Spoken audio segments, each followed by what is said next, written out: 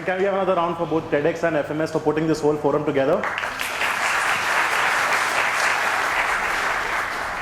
Let me start out by saying, please don't get too impressed with this suit. That's just to hide the belly, guys. I'm just being honest about it. Now, as I didn't quite mention in the introduction, I used to work for 8 years in the corporate sector before I became a comedian. So it's been an interesting journey. I was in consulting, then I was in media sales, then I was an investment banker. Now I'm a corporate comedian. So yeah, it's been a very logical career progression that I've been. But there's something that was missing in all of those 8 years. All those 8 years that I was working, I always felt like something is missing. That maybe this is not what I'm meant to do. There's something else that I could do which would make me happy. And then eventually comedy happened about 2 years ago. And I can tell you that the last 2 years have been amazing because you heard that thing, right? If you love what you do, then it doesn't feel like work anymore. And when you pursue your passion, it's always joy, it's always happiness. And that's how it's been. And I will also tell you what an absolute load of bullcrap. Because let me tell you something, in the last 2 years, I've had very few moments of happiness. The only consistent feeling I've had is dissatisfaction. Because guys, that is what passion does to you. It gives you unhappiness, it gives you dissatisfaction, it gives you relentlessness. Because nothing is ever good enough. You could have always done that one joke better.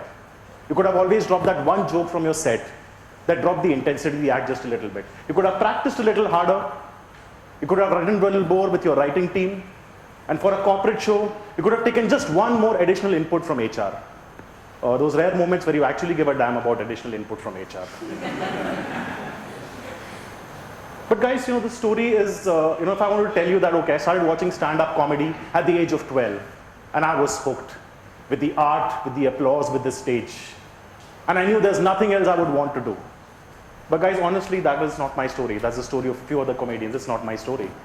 My story, in fact, started right here in B School itself. Like you guys remember, we have all of these assignments where we have to make presentations, where we do more fiction writing than Chetan Bhagat, or when we are writing our resumes, class monitor leadership skills. And often you'll have this amazing guy who does an overkill with PowerPoint. Like he wants to show, if this action happens, the company will break up. But saying it is not enough. He has to put up the word company. And then it has to get animated, and the word has to break up, and come has to go one side, and funny has to go the other side. It's a fictional example, guys. It's a fictional example. It's not somebody from the batch of 2006. He's not AVP marketing at GE Healthcare right now. And Johnson & Johnson earlier, so go try your luck on LinkedIn, alright? Fictional example, guys. But you also remember, and always you'll have these project groups that have to work together. And in a group of 5, there'll be these 4 people who work really hard. They do all the research.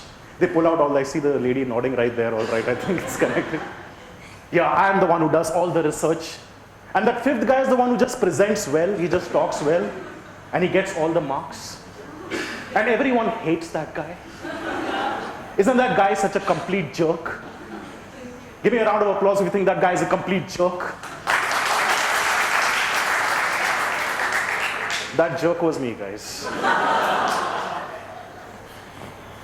So that's where I stood. Okay, all right, public speaking is something that I can do. But then I remember reading this article, which says, how do you decide which vocation to pursue?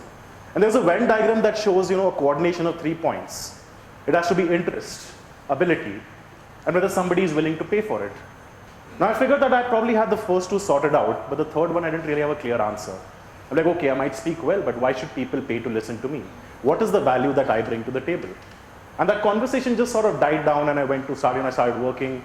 But in every job, I was always in a different phase. I never had this thing of, okay, if I do well, I get promoted from AVP to VP, to president. In consulting, it was always like, what if I get business directly and take a cut from there? In investment banking, it was, what if I try a different transaction and just make a ton load of money?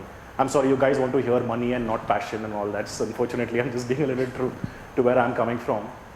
But I didn't find an answer for the longest time till I realized we need a platform. And that's when I joined this amazing organization called Toastmasters. I know some of you have heard of Toastmasters. It's an amazing non-profit organization which allows people to build all their public speaking and leadership skills. And that's where I found a platform. And that's when I also realized I thought I was a good speaker till I joined Toastmasters. Because there were so many amazing people to learn from out there. And you could see there was so much more to speaking than just being impressive on stage. There was having the right story, having the right connect, having body language, having a performance. And someone out there actually started saying that, Vikram, you're a funny guy, something that I never thought of before. I'll be very honest, even now when my parents and my past colleagues are like, Vikram, the stand-up comedian, really? This shy, introverted, quiet guy? You know, he's a guy who's more likely to write Shakespeare tragedies where everybody just dies in bloodshed or something. And that's when I started seeing this. And you know, sometimes life will make a few things happen for you. In the year of 2011, 2-3 things kind of happened together. I won the humorous speech contest at Toastmasters. The comedy store in Mumbai had an open mic, which I won. If you guys have heard of Veer Das, he had something called the Foster's LOL Nights. I won that as well. With jokes that are honestly too embarrassing to now put on YouTube. And content which is not appropriate for a TEDx talk, let's just leave it there. But the point is, you know, I started thinking this is awesome. You know, I've started doing this well. I'm doing these open mics, people are laughing. And there was this whole coolness question to going up to people and telling them, hey, I'm an investment banker and a stand-up comedian. All right, that sounds awesome. And then it became a question of when and not if. So in June 2013, that's when I took that decision to quit. And guys, let me tell you, it was a disaster. Because I didn't realize that, you know, doing those open mics just showed that I had the ability. And ability alone is not enough. If you can see the diverging career paths of Sachin Tendulkar and Vinod Kambli, that will give you the example. The day that I quit, I found out that I'm no longer in the comedy store lineup because I took it for granted. It's the same day that my father was admitted to ICU in the hospital. And I suddenly realized that, okay, you know, have I taken the right decision? I went to audition for an open mic, for an amateur night at an open mic. That's like an audition for an audition. And I managed to bomb out there as well.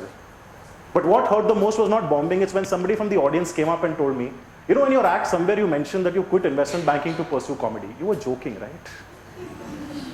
That hurt more than anything else. And I still remember those days when we first started out, you know, going out and pitching to corporate workshops to talk about comedy, saying, you know, that I do this thing, I come with this background, so I can take comedy to you. I got my first assignment for an amazing sum of 10,000 rupees. Prepared lying on that back of the ICU, you know, when I used to sleep outside my dad's room. It was just 10,000 rupees, but that was the first time when, you know, I got acknowledgement that there is value to what I'm doing. And guys, you'll be amazed. When people see that you're doing something different and you're bringing some value to the table, a lot of people will align behind you. So the HR of this company was Sterling and Wilson. She really went out of her way. Even though in my opening slide, instead of Sterling and Wilson, I had written Sterling and Watson. But she went out of the way to help me out. But guys, it's not an easy journey. You know, I still remember when we first started out, there wasn't much money. In the first 7 months, I made 70,000 rupees before TDS. Not per month, guys. In the total of 7 months, I remember every time I went to meet a company, I had to be impressive, so I used to put on the suit, book mega cab. But once I was out of the meeting, I used to fold up the suit, put it in the box, walk to the station, take a train, walk to the Canvas Laugh Club, watch the show and learn from there every single day. Because that's how life proceeds. And you'll realize that a lot of different things will keep happening to you. You know, sometimes you have to, you know that expression, fake it till you make it? So initially when I used to get phone calls from people, hey Vikram, are you available 2 months later? Of course I'm available. But I had to say, hang on, I need to check my calendar. Then you make some funny noises. And a lot of comedians have done different things because this is a hard line, you know. One guy used to say, you know what, just drop an email to my manager, Eddie. Now guys, it's amazing, Eddie's phone number is never available. Because Eddie was the comedian himself, replying to the same mails. One guy took it to another level. He used to change his voice and call as his own manager. Because that's how you kind of grow in this field. But you notice something that, you know, once things start playing out, you start seeing value being created. The reason I joined Toastmasters was because I had this choice. I could either focus on the areas that I was weak in. I was struggling in a lot of areas in corporate life, you know, how to connect, how to make the politics work. I was struggling with a lot of areas. Now I had two choices. Either I could focus on the weakness or I could build on strength. And I read this book which talked about now find your strengths. And I'm like, this is what I want to do. Because building on your strengths is hard enough. It's a lifetime of effort. Building on weaknesses is difficult, but building on strength, it takes the equal amount of effort. But which one will give you a higher return? That's kind of what took me to Toastmasters. And you know, in January last year, I'd almost given up when no assignments were coming in, when I was still bombing at the small open mics. I don't know if some of you have seen some of the Facebook posts that come up for comedy shows and posters, performing here, performing there, and people will write to you saying, Vikram, your life is so awesome. See, we just put up those posts. We don't put up the post where 5 people came and 3 of them were other comedians who already heard your jokes before. Those posts don't go up there, you know.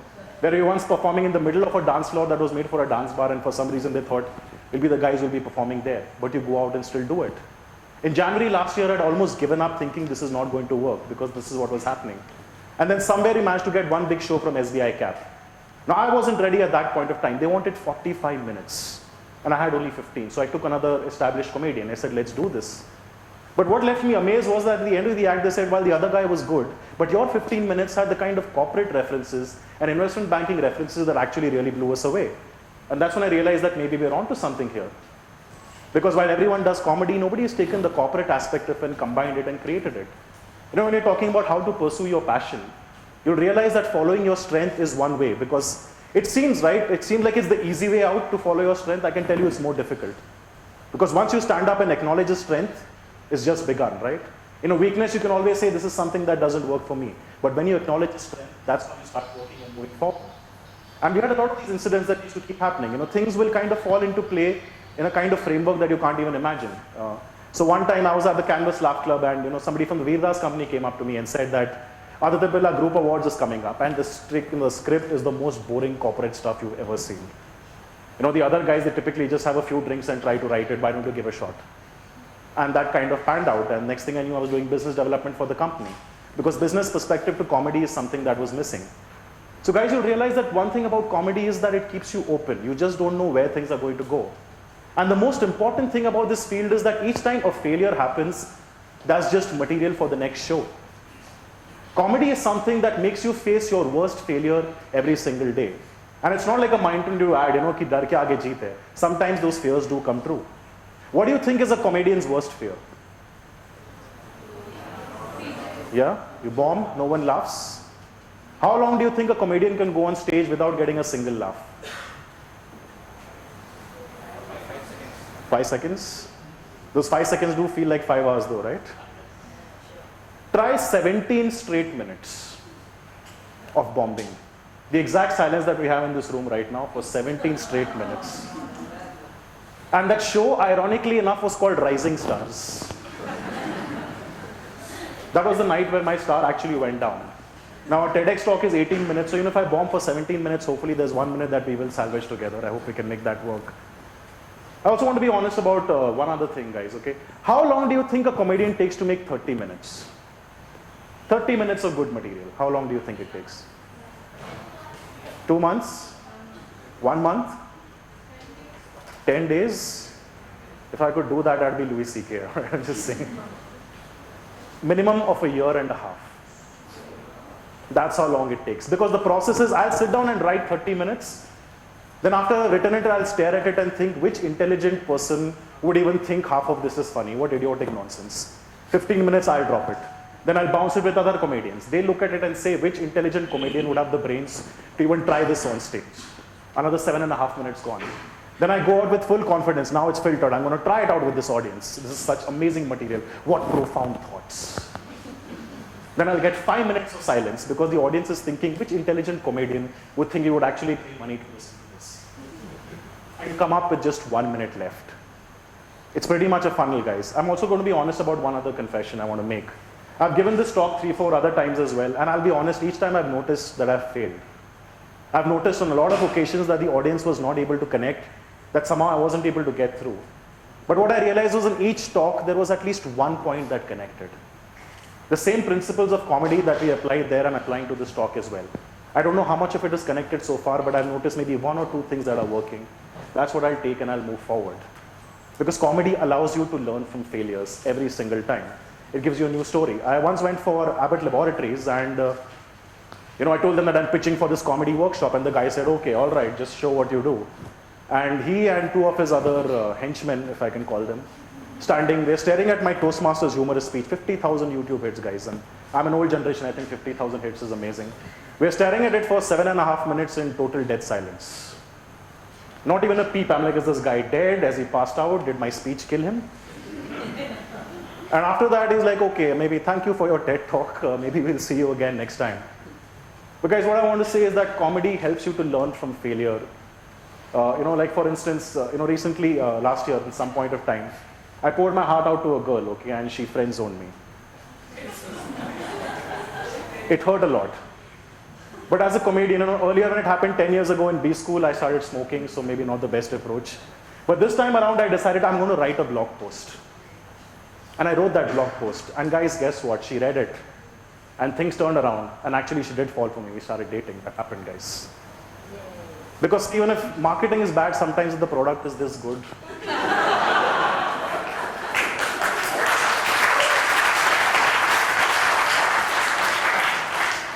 Actually told me that blog post was the sweetest thing anyone's ever done for me. But men in this room don't take too much inspiration. Normally when she says, oh, you're such a sweet thing, that doesn't end nicely. Guys, all I want to say is that, I was inspired by Scott Adams. Like, here's a guy who makes fun, the guy who created Dilbert. Here's a guy who makes fun of all the misery that we stare at in everyday life. Okay, here's a guy who makes fun of that. He's respected for it, and he makes money out of it. Now I get to do this. I go to shows where I make fun of HR. I whack them, and they're the same guys who sign my check as well later on. So the vision for Boardroom Comedy, the company that I run, is essentially we want to turn around next day and say, Scott Adams, that's you. You're awesome. But in India, somewhere along, here's the reply to Dilbert. This is India's Scott Adams. That's Boardroom Comedy. I hope you guys had a great talk and just something that I wanted to share with you. Thanks, and you're wonderful.